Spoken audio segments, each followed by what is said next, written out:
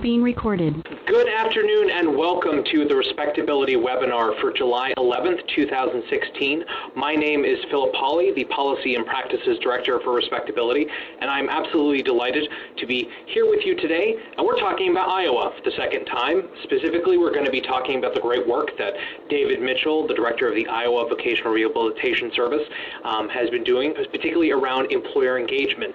And one of the reasons why we're highlighting Iowa is they're doing some really innovative work around what they call rehoming aging workers.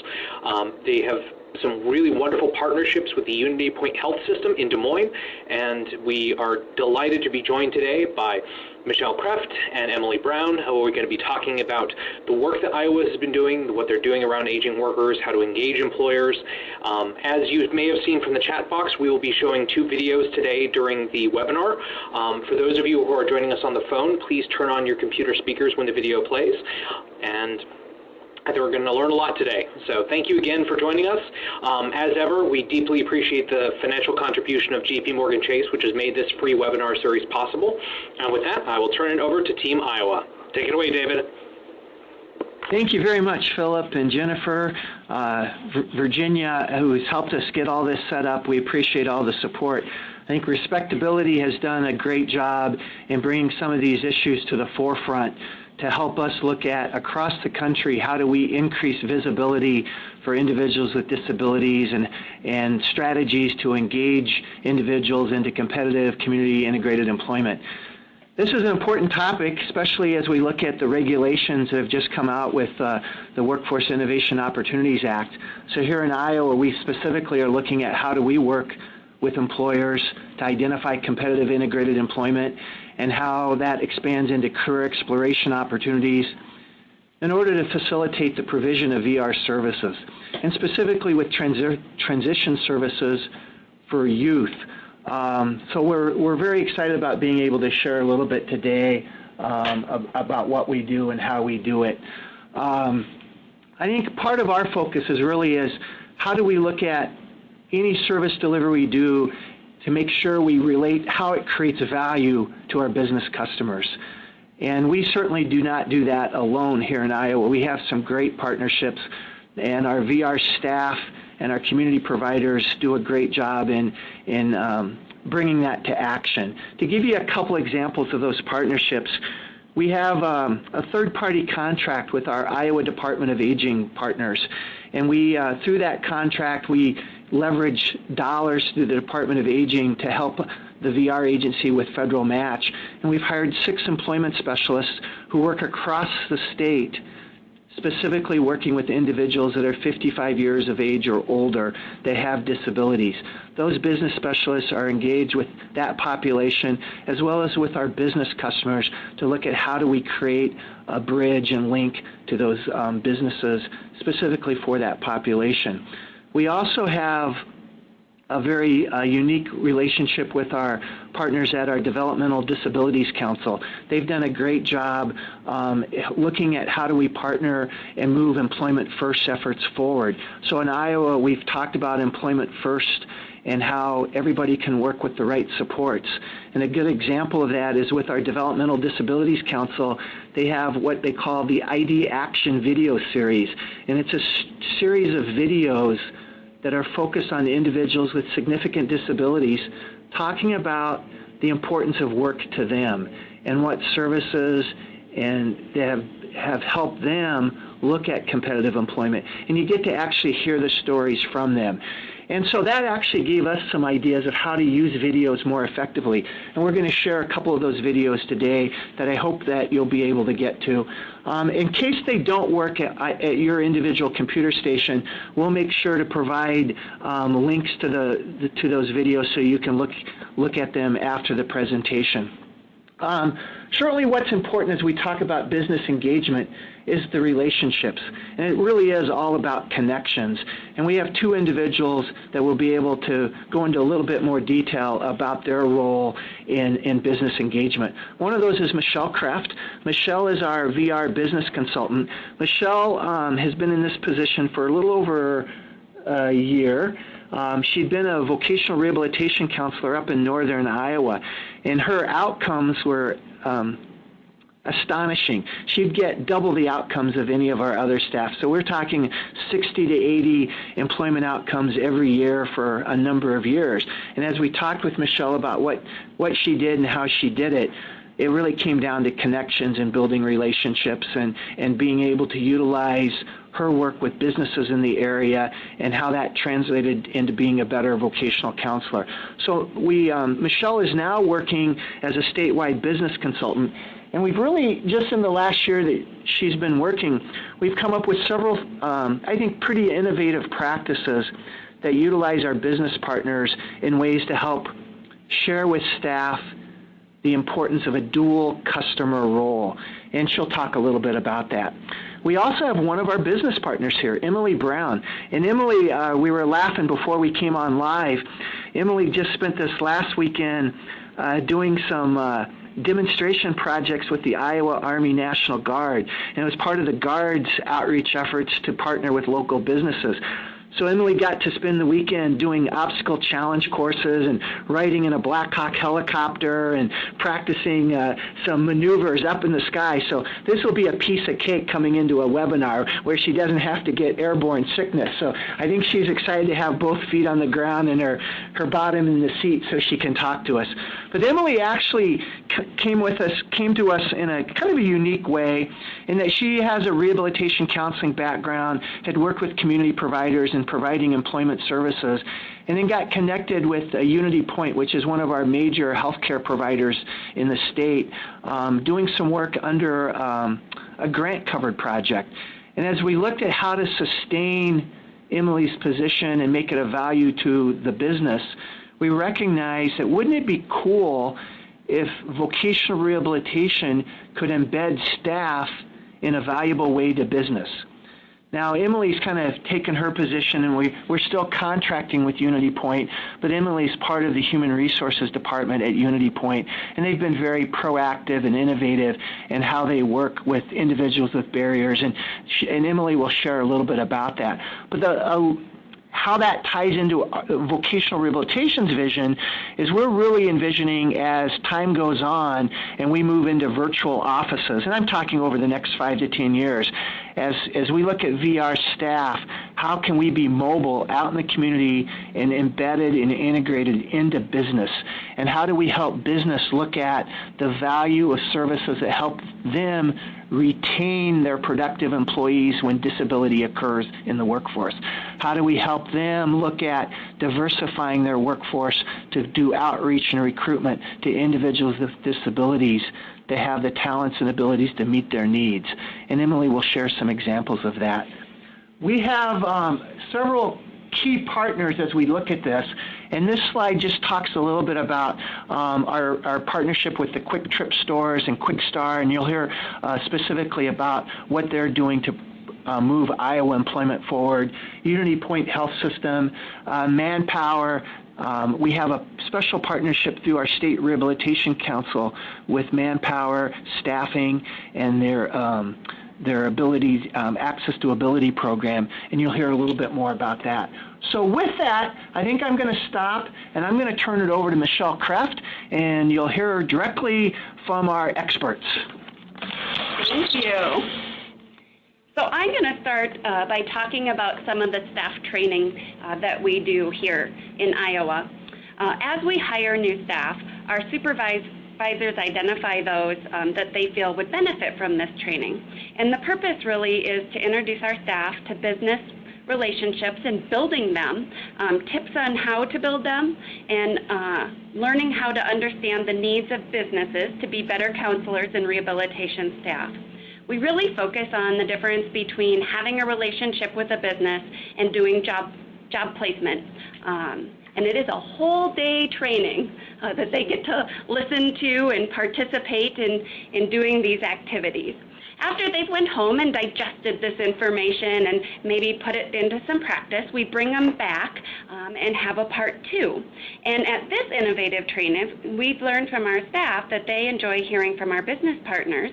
So we bring business representatives in really to lead this training. And Emily has been one of our gracious partners who has participated in this, and I'm going to let you hear it from the business perspective. So So what we've done to support the training of their staff are in a few things. We bring the staff over to our hospital, and I walk them around and I give them a tour. And it's not necessarily a tour of the grounds, but I try to talk about some of our most common openings and at the same time give them a feel for our culture, talk about our hiring process and our screening process. Because I know that in the job developer, rehabilitation counselor hat that they wear, they often have different clients that they're thinking of, and so when they go to a business, they already have that client in mind. But if I can help them step back and learn about our business as a whole, they can apply that knowledge to any clients that they work with, anybody that they coach. And I also recognize the value of even just walking around our hospital helps them get a feel for our culture and sometimes even connecting the dots that we are healthcare, but we are a customer service industry. And unless you have been in some sort of a healthcare career at some point in the last few years, you may not have recognized that, that you see it purely as doctors and nurses and healthcare, but at the end of the day, it's customer service when it comes down to it.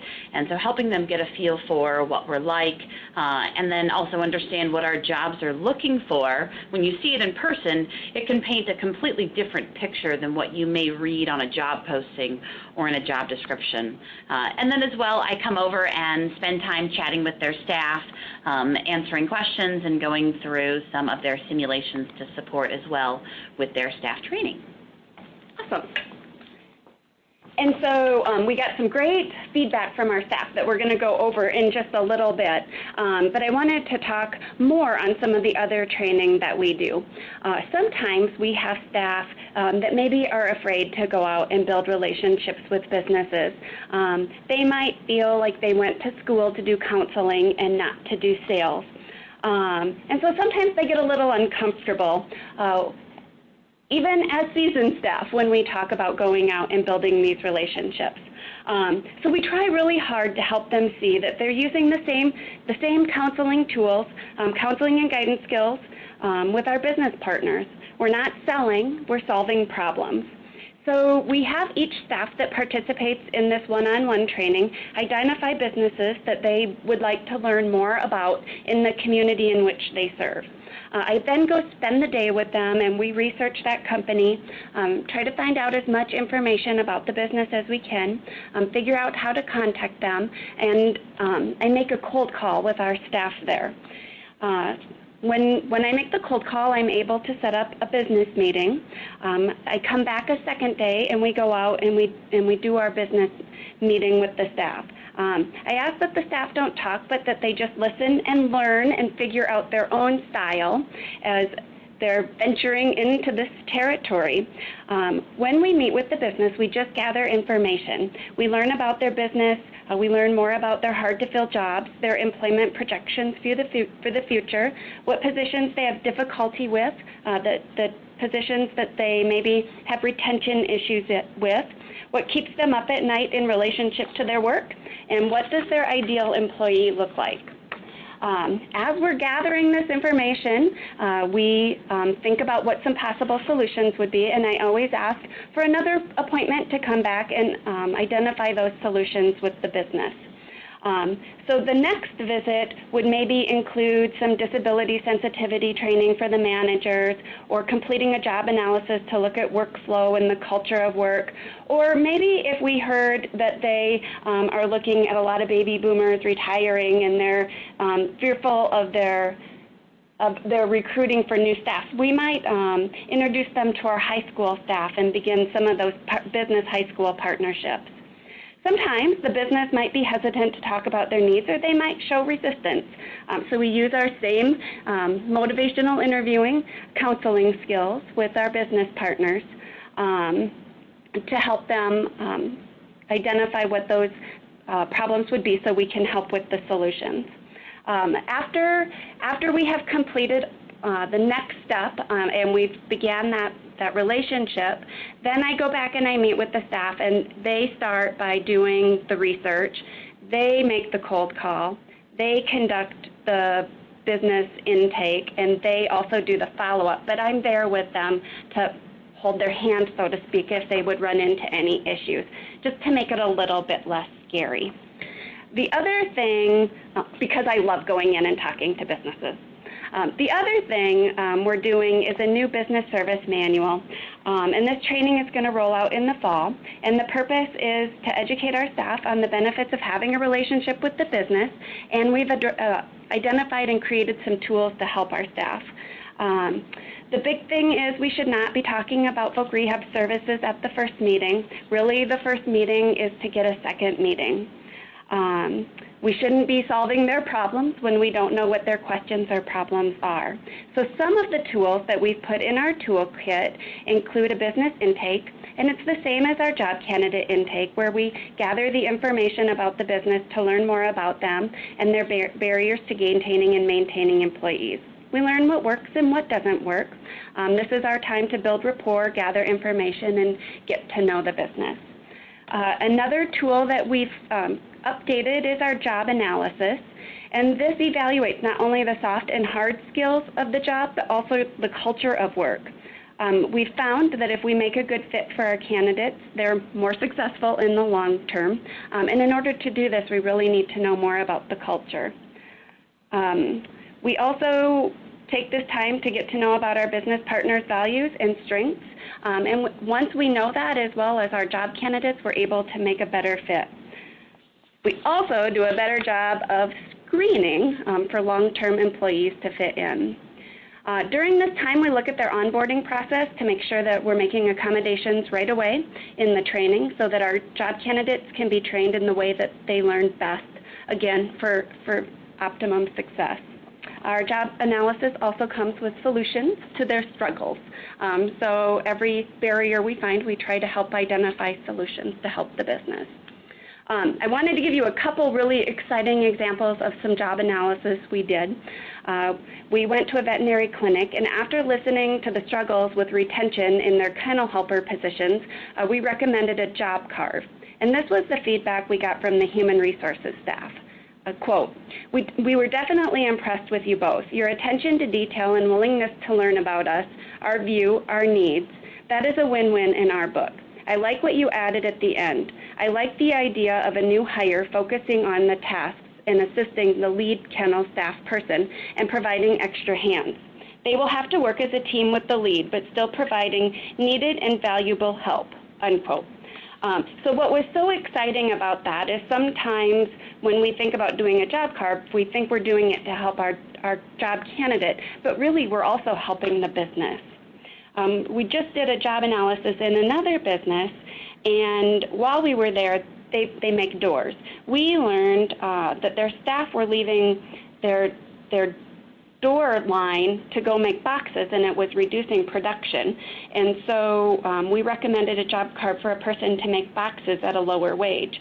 Our person started, and after 3 weeks, a door maker quit, and he was able to be hired in that higher position, opening up the modified position for him, which was really exciting.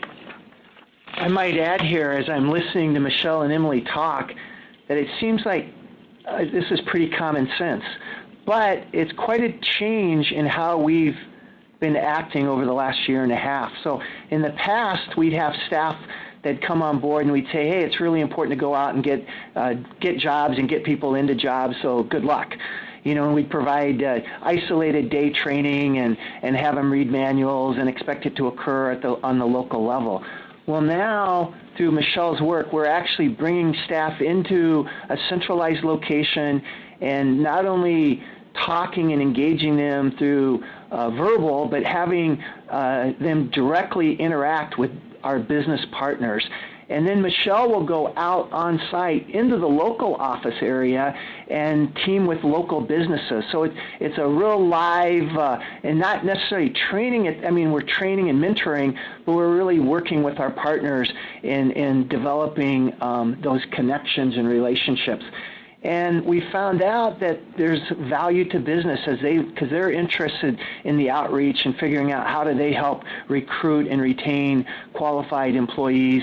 And we are a resource to that. So as we talk internally with staff, it's kind of really creating that message and making sure that it's a priority from the agency, from the top down, that we have a dual customer approach. And I think Michelle has talked about as she's gone out to the local offices, and we have reluctance from staff about, well, how do we go about talking to business, or how do we engage? She'll start with our youth and talk about, well, hey, we're working with high schools. No business wants to turn down their local high school youth program, so let's do a student tour, or let's have a meet and greet day, or whatever, and that begins to build those connections and relationships. And we've embedded that into the staff training that Michelle's really outlining. So it's really been a significant effort on our part to kind of change how we communicate the importance of business engagement. Yeah. So another tool that we created was our federal contracting section 503 linkage agreement. And this is an agreement that we put together and sent out to businesses that just kind of outlines the federal contracting common terms and regulations, and then we have the business sign it if they wish to partner with Voc Rehab and send it back to me. The partnership does not hold them to anything other than agreeing to partner, which who wouldn't want to partner with us? We're pretty awesome. Once they sign it and send it back, then I identify the staff that would be located in their county, and we begin that intake process with the business. Another cool thing that we're doing for tools for our staff is videos. In working with our businesses, we found that testimonials from other businesses are very valuable. And so we've created some business testimonials, and you can access them at YouTube, Iowa Vocational Rehabilitation Services in the search engine. So next is the value of training, and this is some of the quotes from our staff as they went through the new staff training. I really liked the different job duties at two businesses, how to get more comfortable with businesses, and strategies for the first meeting. I also learned that there were many employers that need our clients just as much as our clients want to work. To be open and direct with employers so they can best serve individuals, it was nice to learn about UnityPoint and have a tour of the facility. IVRS Business Questions handout will be very helpful to take back home and utilize with local employers. Building business relationships, employer's perspective, how to arrange meetings, what to say and what not to say. I learned a better approach to contacting the business, adjusting approach based on the audience. The importance of finding the need of the business, where their turnover is, and how to make the best match of a job candidate to fill their needs. I enjoyed meeting with employers and not only role-playing, but also picking their brains as to things they need from Voc Rehab. I enjoyed talking and speaking with different employers and learning what they look for in job candidates, as well as how to properly approach them. And this one's my favorite. I was dreading the employer role play, but it ended up being my favorite part and the most helpful. So then I'm going to go into talking a little bit about the reverse job fair, because this is the very first time we have done this in Iowa, and it was a pretty innovative way of introducing our job candidates to our business partners.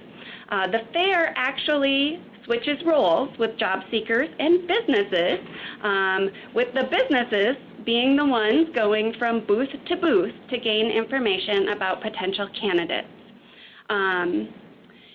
We were really successful with our first one, and in fact, we were so successful that we are planning 3 more right now, another one in Des Moines, one in Sioux City, and one in Cedar Rapids.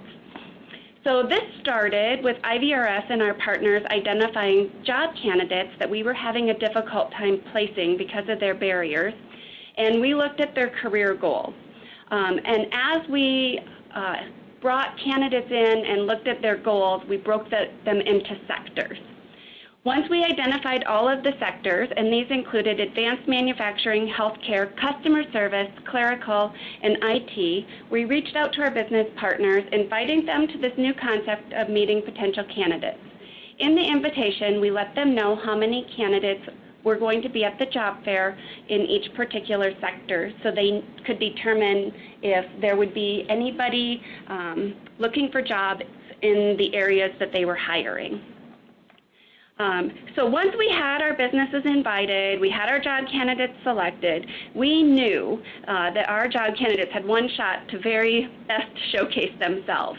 And we thought the best way to prepare them was to have a boot camp.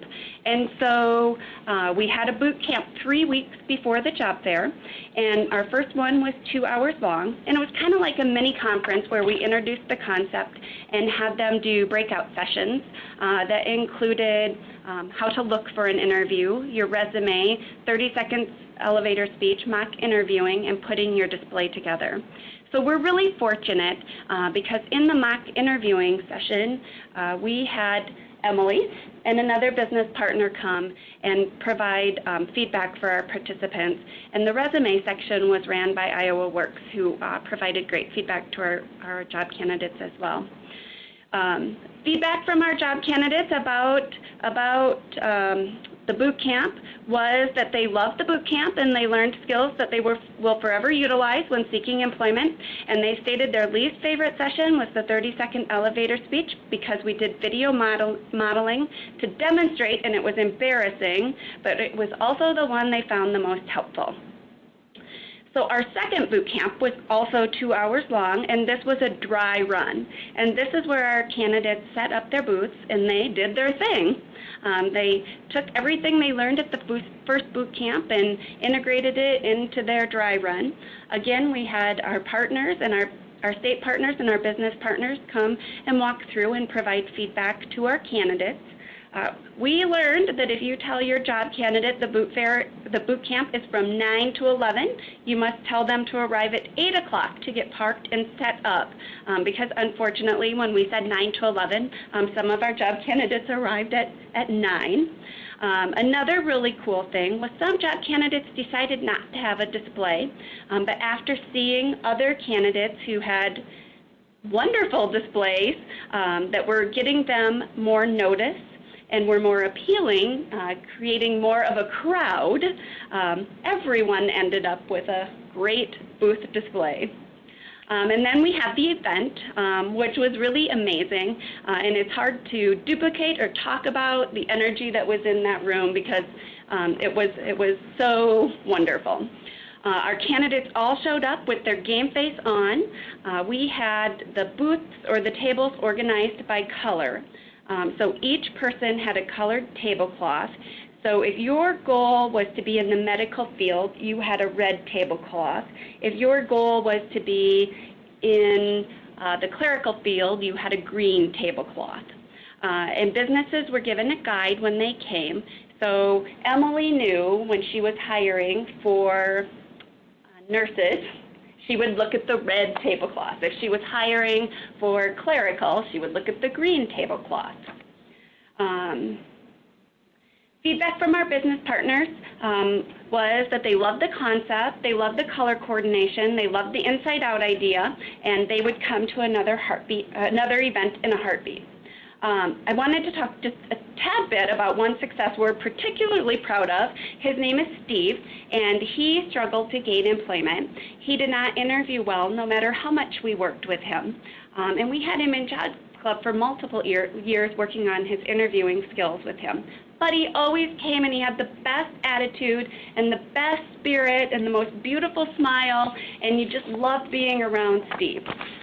When it came to his interviews, he had difficulty communicating his strengths and often had long gaps in his answers that became uncomfortable. So knowing this, in order to have his booth be successful, our staff created dice.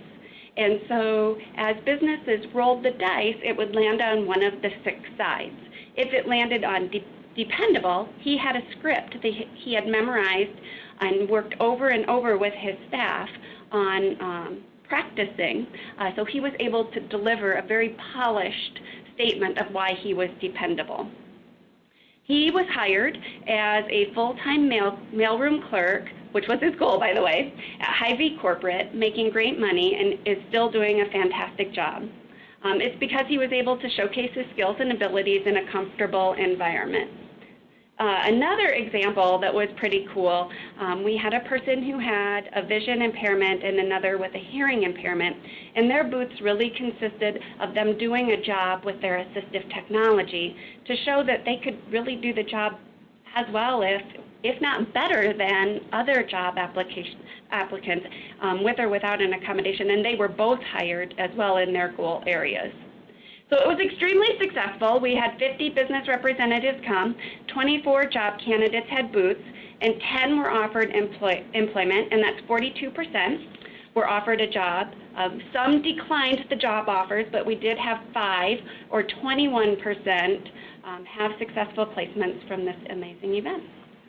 I want to jump in here too and stress it's hard to feel the excitement, even though Michelle is very enthusiastic about this, but when you are actually on site the day of the event or in one of the boot camps, the job candidates had an energy and excitement that I think was unique to them, and they really had a different perspective of how to communicate some of their talents and abilities through the opportunity of the reverse job fair. The staff put in a lot of work.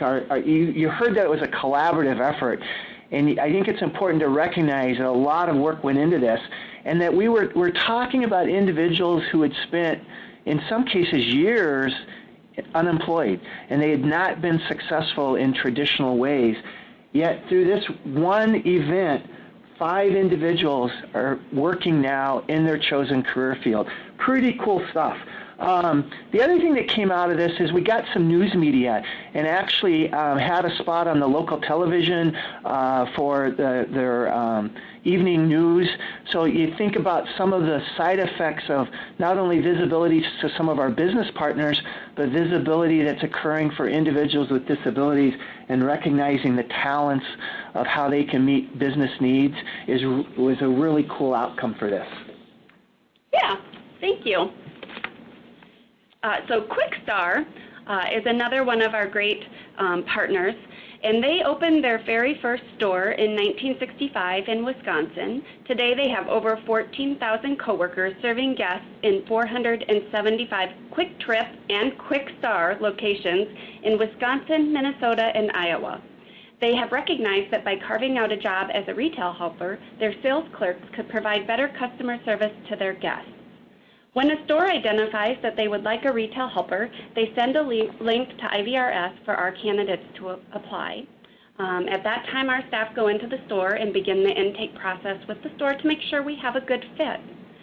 The job description lists the position as, quote, "Our retail helper positions provide employment opportunities for those with disabilities. We partner with Wisconsin, Minnesota, and Iowa departments of Voc Rehab to fill these positions. Job responsibilities include general duties in the store, such as cleaning and cleaning the parking lot, windows, doors, counters, sweeping, mopping, facing shelves, taking out garbage, filling the window cleaner at the pumps, and general duties. Qualifications include the ability to stand and walk for an entire shift. DVR referred clients are preferred." Recently, one of our retail helpers was promoted to a guest services clerk, opening the retail helper position up for another qualified candidate. Last year, we had 8 placements with Quick Trip, and so far this year, we've had 4 placements with 2 in an employed status and 7 openings that we are working on filling. So we would like you to learn more about this awesome partnership by watching this video. And as a reminder, as we look at the video, we're hoping this will work on your system, but we'll ask that we'll mute the phones, and you need to hear the audio, you'll need to listen through your computer speakers. And so get your speakers on, and then we'll come back on live on the audio after the video is done. It's about almost a 5-minute video. One of the things we're trying to do with the videos, though, and we talked a little bit earlier about the ID action videos, but it was a way for us to move out to our VR staff some mobile technology. So as staff take out iPads and iPhones and laptops out in the community and they're doing presentations, here's an example that we can show in a 3 to 5 minute video clip of a business talking about their experience. So it's business talking to business. And we're still kind of in the implementation stage of how we're using this and how we develop it. But we think we're excited about the possibilities with this. As we talk about visibility too, I want to mention that in Iowa, we have what's called the Iowa Job Honors Award video, and we've had a number of different businesses featured in that, talking about the value of overcoming barriers to employment, businesses talking to business. Within the last month, our governor had a weekly press conference where he talked about the value of looking at individuals with barriers to employment, including people with disabilities, as a talent pipeline. And we were able to feature a couple of Iowa businesses. So these videos are just another example of how we're trying to increase communication out with our partners. So we'll hope you have your speakers on. We'll try this out.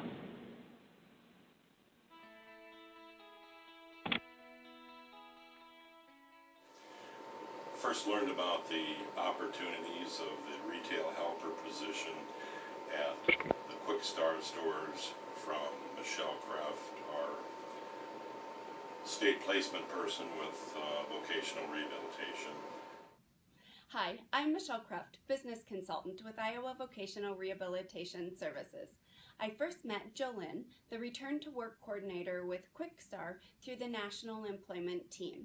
Jolynn had worked with other state VR agencies on hiring persons with disabilities, and QuickStar actually created a retail helper position where persons who had most significant disabilities were able to perform some of the duties within the store that other employees may have traditionally completed.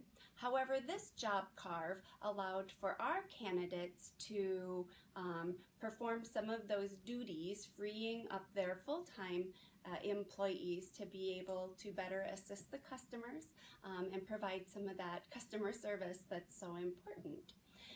When we first heard about this position, we were thrilled because we knew we had candidates that would be a fantastic fit. So Mike Howell and I met with the managers of QuickStar in Waterloo to really learn more about what they were looking for in that ideal employee, who is going to be the best fit for them, and how can we make sure that our candidate is going to be extremely successful there. Our counselors in Waterloo then worked with our candidates. They found Ed, who you will see very soon, to be the perfect candidate. And when we introduced him to QuickStar, it was a match made in heaven. And so we're excited about this partnership. So I have this job candidate who happens to be deaf, but I know could work. And he knew could work. Hi, I'm Angie. I'm Assistant Store Leader here at QuickStar. I'm here to talk to you about Ed, our retail helper. It is a modified job, but again, he does a lot. Ed is very funny. I think whenever you have somebody come in that you're unsure of with a disability, how it's going to work out, I think we transitioned with him really well. We communicated really well with him. We devised a list that he looks at every day. He comes into work, so he knows exactly what he has to do, which helps with some of the communication. Having him here helps a lot. It allows us to get some of our other duties done. I think people underestimate what they're actually capable of.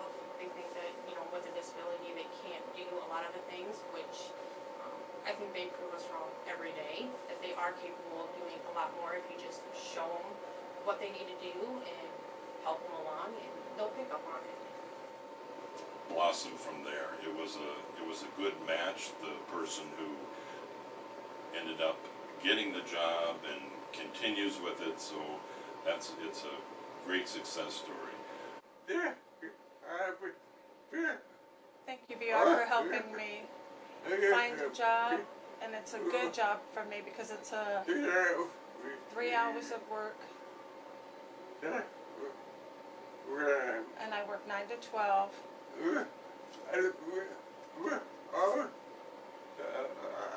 And that works the same for other areas as well. And I work 5 days a week here. I really do like the job. Hiring Ed, as far as accommodations go, it didn't cost us but a few sheets of paper. a little bit of time to come up with a list, but nothing that we wouldn't do for any other associate. And we print it off, we have it saved on our computer, and it didn't cost us anything. Everything else was as if we hired somebody else off the street. I think the biggest thing was when customers would come in and try and talk to them. I think that was one of the biggest, well, how are customers going to know? He's done a very good job of just, you know, looking at the customer, pointing to his name tag that says, you know, I'm hearing impaired, and then he brings the customer to another employee to help them, you know, so he's very aware, which is very helpful. Yeah. Thank you, Voc Rehab. Thank you.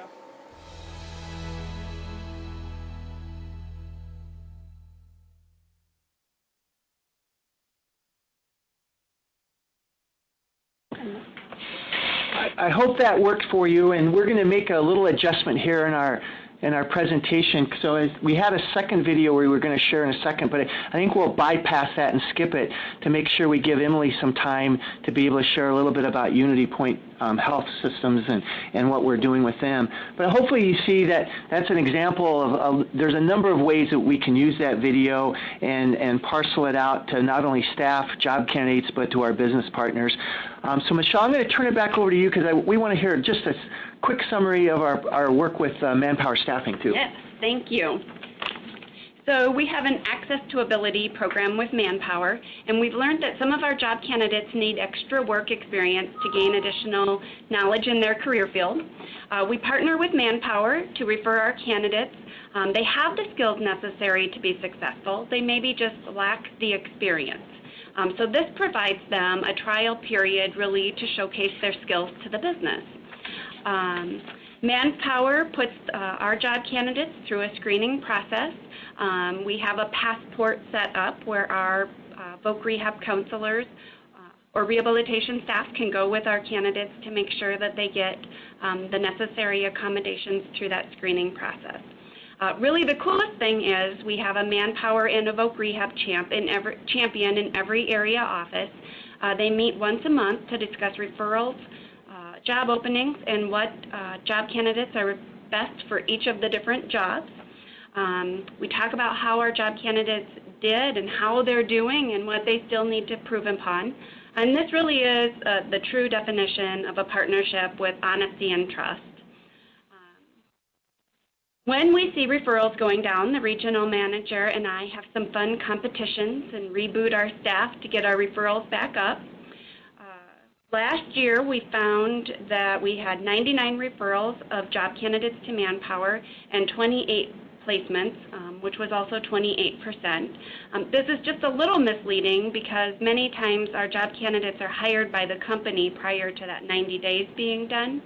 And so our counselors are closing the job candidates with the company that they were placed at versus Manpower. In April of this year, we had 8 referrals with 3 placements.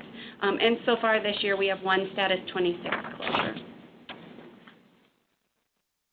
I'm going to turn it over to Emily and really appreciate the work that UnityPoint Health has done, not only working with Voc Rehab, but working with our community providers and organizations. And Emily and Amanda, Emily's supervisor, have been very supportive of not only recognizing how this is good for business and their employees, but as an opportunity to outreach to a diversified applicant pool to look at how UnityPoint Health recruits applicants into some of their high need areas.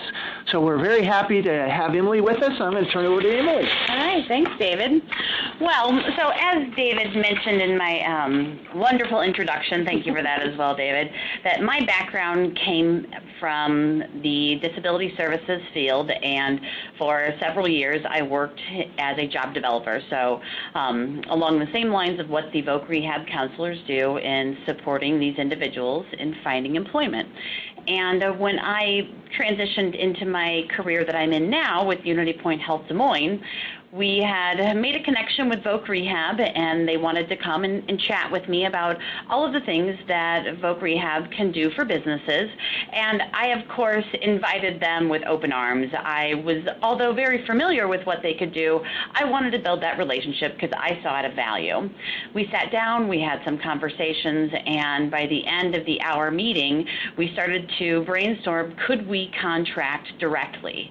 And as someone who's worn that hat before, it is so challenging to know what every industry and what every business is potentially looking for, because you don't know what your client is going to want to do. You don't know what their career goal is going to be until you meet with them. And that's a daunting task. And so I knew that there would be a natural benefit having someone embedded within a business, even if to work on a portion of the scale of what one of their typical counselor works on. So we started figuring out a way, how could we make direct referrals, and so that's what happens today. Their job candidates get referred directly to me, and I provide some of the very same services that their counselors might be doing with those applicants, but primarily for UnityPoint Health Des Moines. I do things like help them develop and customize their resume, making sure that it speaks to UnityPoint Health, making sure it speaks to the position they're interested in. I help them construct their application if need be. Our applications are all online, and our system at times maybe doesn't speak the best to every browser, and so I have the chance to walk through the application with these individuals, make sure that they can navigate the job posting page, how they can contact us, when to ask questions, and really make sure that they have all of the tools possible as they begin their job search and application process with us. I also have the unique ability to support them with their preparing for interviews. I, in many departments, am familiar with the questions that will be asked, but I also know what our interview style is like, what our interview process, from our phone screenings that happen first to a one-on-one with a manager and then a peer panel interview. And helping applicants know what to expect and practice for that interview can be a huge confidence boost, and at a time when they need to have confidence and they need to be able to sell themselves.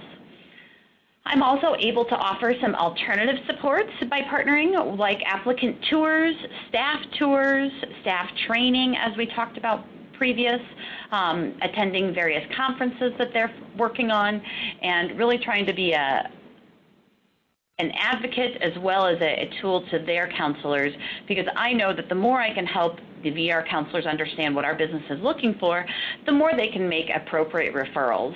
But at the same time, I approach that with some caution, because we are such a large employer and we have so many different areas that's where it, again, is almost impossible to know what every single job, what every single position is looking for. But there is still a ton of value in having them get to know us as an organization and understand a little bit about what healthcare is doing today. So one of the other ways that we have been supporting people with disabilities, and we have in many ways worked with Voc Rehab on this, but this is actually a policy that UnityPoint Health Des Moines has put into place in the last year. And although we've just formally started doing it, it at times would happen informally, although at times it didn't happen. And healthcare is a demanding workforce when it comes to the physical demands placed on our staff's bodies. And we know that people get hurt. It doesn't feel good if you go out on disability and you come to the point where you can't return to your job and you get a letter from your employer saying, well, thank you for your time, but your employment will end because you can no longer fulfill the essential functions of your position. And as we started trying to figure out what's the best way to go about this, whenever possible, we would find somebody a new position, but it wasn't always the case. And we knew that not only was it the right thing to do for our staff, it's what we needed to do at the end of the day. We do open ourselves up for lawsuit when we don't work to support these individuals who have dedicated their time and service to us. And now, as a result of an injury, sometimes it happens on the job, but not always. We know that life can happen and can result in an injury or an illness that leaves you unable to do your job. And so when that happens, when we know that somebody can't go back to work, we begin working with them to rehome them. And that's just a term that we've kind of allowed to organically develop, because we know that for many employees, They are with us for life. We are a second home for them. And if you're not able to return to your position, where can we help you find a new home? And so I do the same things with them as I do with any other job candidate that I coach. We help them polish a resume. We help them evaluate options. We help them do job shadows. But it is unique in that we ultimately place someone in an open position.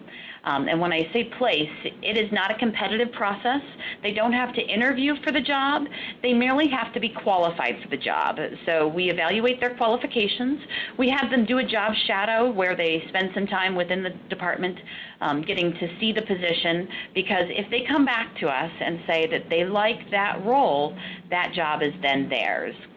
We will not build positions, so they are subject to what is open, but since formally starting this in 2015, I've had 8 staff come through my office to be rehomed, and 6 of them have successfully been rehomed.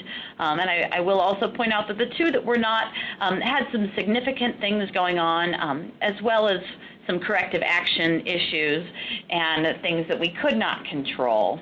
But whenever possible, we will work to find a way to rehome someone, whether it's because they are a nurse and were hurt on the job and can no longer lift patients, or an employee dealing with personal mental health issues and recognize that the stress caused in their current position was not conducive to a stable mental health for themselves and had to find something that was less stressful and fewer hours. And so we did. We rehomed an employee related to their personal mental health. And so I've been very excited to be a part of this team. It is a very delicate process to navigate within our business.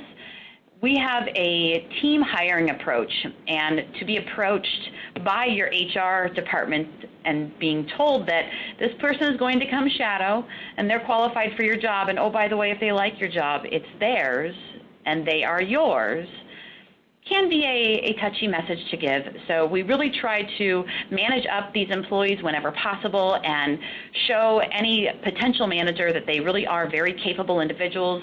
We wouldn't be suggesting that they be placed in an area if they weren't qualified, if they didn't have the skills, and if they weren't an appropriate match. And so we've been very excited that we've had the success that we've had so far. And like I said, before this formal approach, it would happen informally at times, but we wanted to make sure that we were doing what was right and protecting ourselves as a business at the end of the day. One of the other pieces that I'll speak just briefly about that we have started, well, we didn't start this. It began with UnityPoint in 2011, but Project Search is a job training program that is all over the world. And although we were the first in Iowa, we were not the first ever. This program has been wonderful.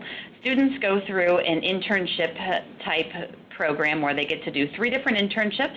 There is classroom training that focuses on what it takes to get and keep a job, and we've had 5 classes graduate, 60 students in total.